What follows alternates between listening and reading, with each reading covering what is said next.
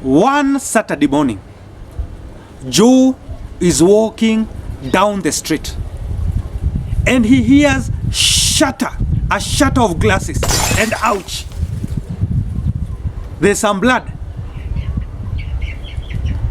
So Joe rushes home. He's pressing that particular wound with a tissue, and when he reaches home, he realizes, the blood is no longer oozing out. And again, I was starting to appear as if I have a headache, but the headache has reduced. It's no longer there, And just as so many of us will do, he says, well, mwanaume ni kujikaza, acha mimi niendele na kibarua yangu. And Joe forgets. He does not only forget, he forgets for 25 good years. No, on the 25th, something started happening. Joe started feeling a headache, a migraine that is not leaving him. And he decided to go to the hospital. So Joe goes to the hospital, and the doctor tells him, now we must take a scan. So, well, they take a scan, and the doctor comes with a report. And his face is, there's that face you realize something is not right. So the doctor comes and asks Joe, no, when did this happen? And Joe is like, excuse me, doctor, what happened? And the doctor tells him, Joe, you've been living with a bullet inside your head. And Joe remembers that day he had the shattering of glasses. He remembers the blood. Now, living in a toxic relationship, living with toxic friends, is like living with a bullet inside your head. In this episode of The Sixth Sense, we discuss about 10 types of people you should avoid if you want to progress. Because some of the people drain our energy, some of the people compress our hopes. It's time we take stock of our friends. Now, someone said that you are an average of the 5 people you spend your time with. If you spend your time with billionaires, most likely than not, the 5th billionaire is you. If you spend time with lazy people, most likely the person who will be awarded the trophy of laziness will be you. If you spend time with the drunkards, most likely you're the next drunkard. I welcome you into this journey of self-awareness, of taking stock of the people we interact with. Let me start with the first category of people you should avoid. Number 1, avoid people we call conformers. Conformers are people who comfort you, even if at the times you don't need to be comforted. Most likely than not, these are the people who will not help you move forward. They will never challenge you to try something, to go back to school. They'll never challenge you to start a business. They'll never challenge you to marry. They'll never challenge you. They will never challenge you to do anything. They just want you to be just comfortable where you are, at your status quo. Now, why do they do this? They do this because they don't want you to go ahead of them. They settle for the average. Most likely than not, these are the people who work like robots. People who just wake up in the morning, they go to work, to a job they don't like, they work for 40 hours, they come back home, 40 hours a week, they come back home, they sleep, they wake up in the morning, they go back to a job they don't like, they are complaining about, they come back home, they sleep, in the morning they go back to the job they are complaining about, they come back home, they sleep. They don't want to challenge themselves to look or to think big. More likely they are telling you, instead of quitting your night shift job and start a startup, they cannot agree to that. They'll tell you, hey, Bana, why? You have a good job. Why are you starting a business? These are conformers. Avoid them like plague. Number 2, the second category of the people you should avoid is what I call miseducated people. I did not say uneducated people. Don't get me wrong. I said miseducated people. Miseducated people are the people who they have the wrong beliefs about success. They have the wrong information. They have faulty reasoning. They don't have the right beliefs. Have you ever met someone with so many degrees, yet he believes there are some jobs he cannot do? He would rather stay at home, sleep, and do nothing, yet he has papers. My friend, why don't you just take any job and start? You know, you must start from somewhere. People must identify what you can do differently so that you upscale. These are miseducated people. Most likely, they are the know-it-all. You will never challenge or teach him something. He knows everything, from sports to health to engineering to accountancy. You know, he will never be taught. In life, you must learn how to learn something afresh. You must learn to drop things that are historical and are no longer important. You must learn to look at the future information. You know, miseducation is lethal, is dangerous, and these are again people you should avoid like plague. Number 3, the third category of people is what we call the chronic gossipers. People who talk about people. They don't talk about businesses. They talk about people. More likely, if you are in a group of gossipers, most likely the next people they will gossip about is you when you leave. Gossip, they talk in absence of someone. You know, you don't know what the other person, you don't know the story of the other person. A writer, an African writer, has written a book, and I think it talks about the dangers of only a one-sided story. You are only hearing it from one person, the gossiper. You're not hearing it from the accused. And again, why should you sit down and discuss someone? You know, discuss business ideas. Number 3, I mean, how to filter. And before anyone gossips, think about, is it true? Number 2, is it good? Is it true? Is it good? And lastly, is it important? How important is it? What you are telling, unaniambia someone else alichapwa na bwanake, how is that important to me? How? Tell me, itanisaidia na nini? You are telling me mtu fulani, eti someone. Gossip is never important. It shall never be important. Now, Esther was very known for gossiping in his small church, in his small village. And he was known for putting his nose, you know, inside other people's families. And he would bring all this information to the church members. And at one time he did a very bad mistake. He went and discussed about a guy by the name Peter, of how he had seen, of how Peter was a drunkard, because he saw his pickup, his truck, parked in front of a bar. So everyone knew that Peter is a drunkard. Now when Peter came to the church, parked his truck, his pickup, everyone was pointing the drunkard guy. You know, that Peter is the drunkard guy. Peter did not argue. He did nothing. The next day, Peter went and parked his truck in front of Esther's house. The truck stayed there for the whole day. It stayed there for the whole night. Think about it. I don't know what other gossipers said. Think about it. Gossip will never tell you that chronic gossiping is the worst behavior you can develop.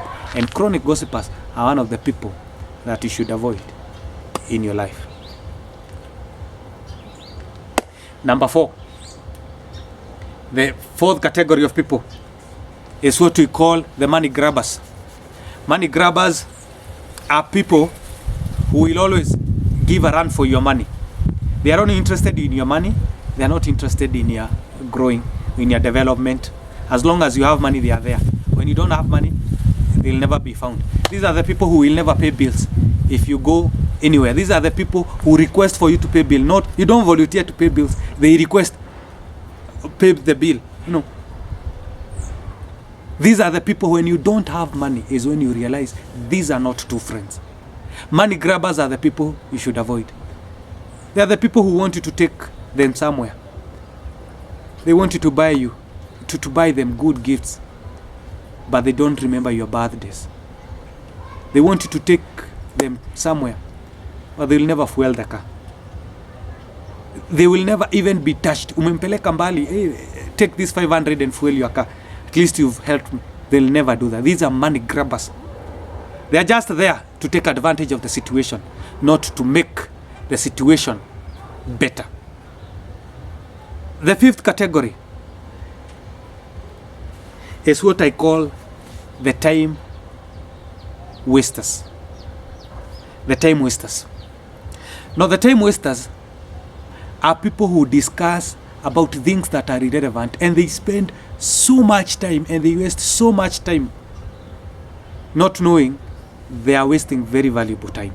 They are the people who want you to discuss about politics, about how Ruto will not get the presidency, about how Ruto did this, about how Uhuru is not in harmony with this person, and they want you to spend 80 minutes, 1 hour, 20 minutes to be precise, discussing about a politician who doesn't know you.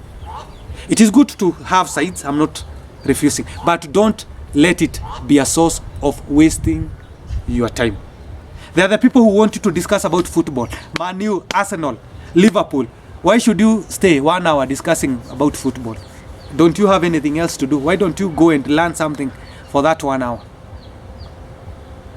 These are time wasters. They want you to talk about celebrity gossips and spend a lot of time on it. Why should it be so? These are people you should avoid as plague. Time wasters. Number 6. The 6th category are what we call the conversation hogs. Conversation hogs. Conversation hogs are people who it's all about them. When you're communicating, they don't want to listen to you. It's all about themselves. If you want to share an idea, they stop you halfway and they remind you of how someone else has failed out of that idea you are giving. If you come up with an idea of, I want to start a business, can't you remember, didn't you see how so and so failed miserably? Yet they want you to listen to them, but they don't want to listen to you. Most likely they are not meant for goodness, for good. They don't care whether you make it. They don't care whether you don't make it. They are just there to safeguard their space.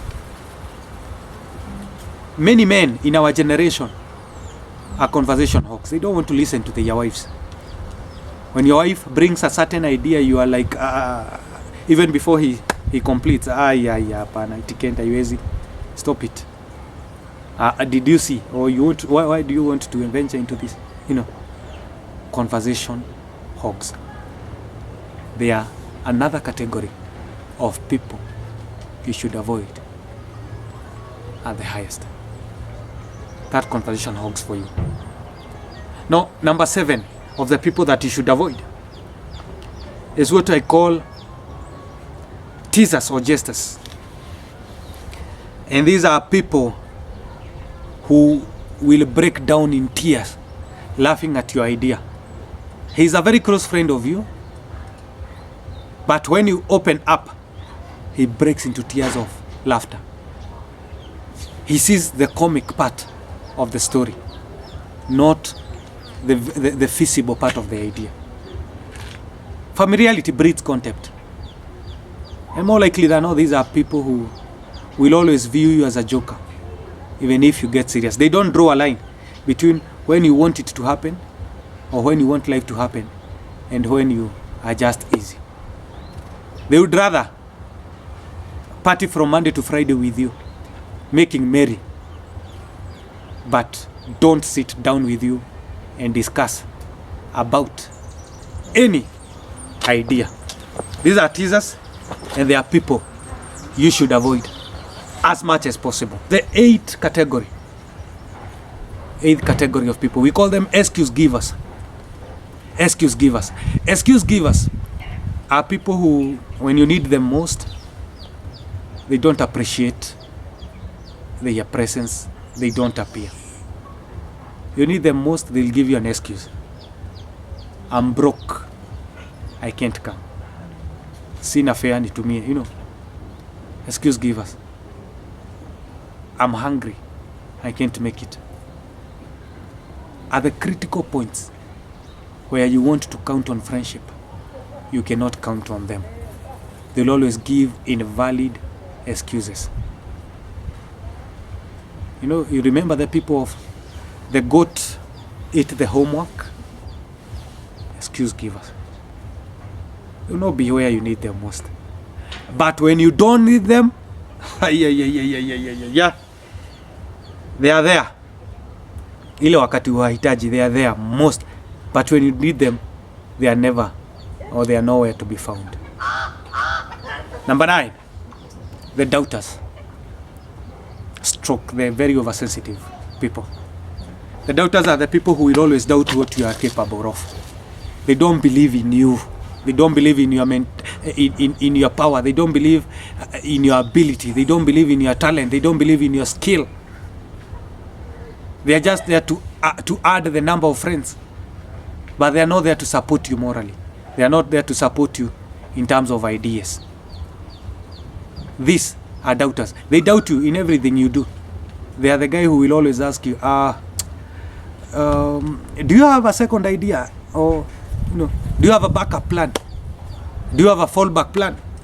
What shall you do when this fails? They never believe you. They never encourage you to go all in. No.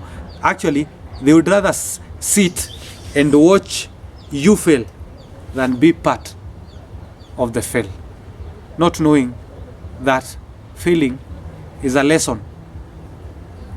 You know, when you fail, you enter into the list of the next guys who will succeed in something. Lastly, always avoid the critics. The critics people are the always negative people. They criticize you. I'm not talking about positive criticism. I'm talking about negative criticism.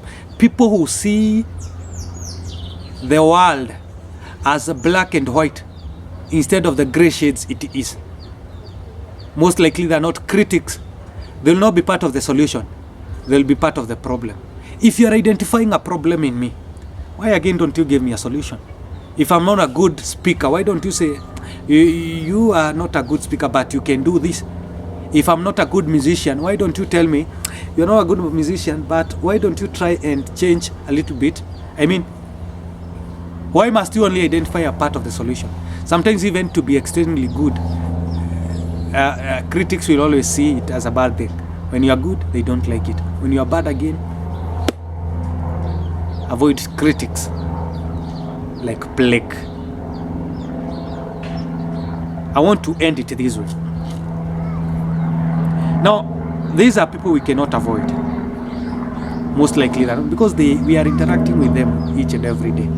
But it is good to classify and categorize the people you interact with. Categorize your friends. You don't have to make an ally an acquaintance, and an acquaintance an enemy. And some of us are making acquaintances confidence. Identify the type of friend you are dealing with and deal with him according to his category. If you know this is a gossiper, know that he's a gossiper. Handle him as a gossiper. If you know this is a conformer, handle him as a conformer. Take stock of your friends. I do hope you've enjoyed this particular episode. And I'm still begging you, if you've not subscribed, please subscribe to our channel. If you are new here, also, we beg you to subscribe to our channel so that you don't miss such videos and many others that are coming. I hope to see you in the next video. I'm counting on your presence. I'll end it this way. You are meant for greatness. If someone is telling you otherwise, he's ignorant of some fact. But do not be deceived. Success does not come on a golden or a silver plate. It is choreographed and maneuvered. It is made out of choice. And this was 10 people you need to avoid in your life. Don't walk away from them. Run away.